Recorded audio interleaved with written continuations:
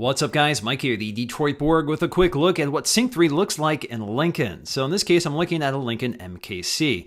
Now the MKC, the Escape, and the Fiesta are the first to get Sync 3. Now Lincoln does it a little differently than Ford. It's basically the same technology, the same display, hardware, and the same general layout and software experience. It just looks a little different. Now in case you're wondering, my Ford Touch cars and my Lincoln Touch cars cannot be upgraded to Sync 3, unfortunately.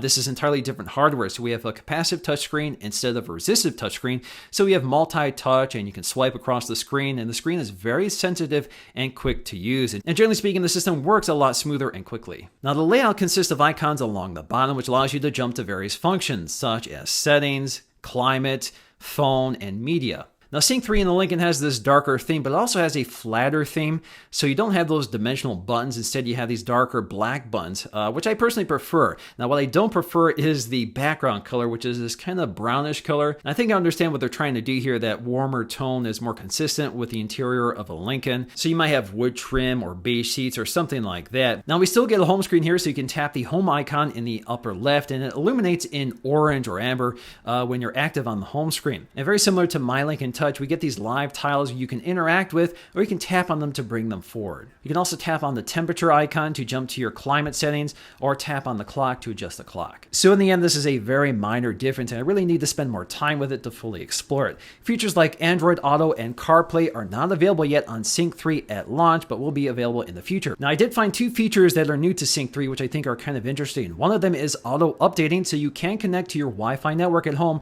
and auto update the software on your car, which is very nice. Auto dimming on this display, which will adapt the brightness to the ambient light conditions. So that's going to do for me in this quick video. Thanks for watching, and I'll see you again in the next one.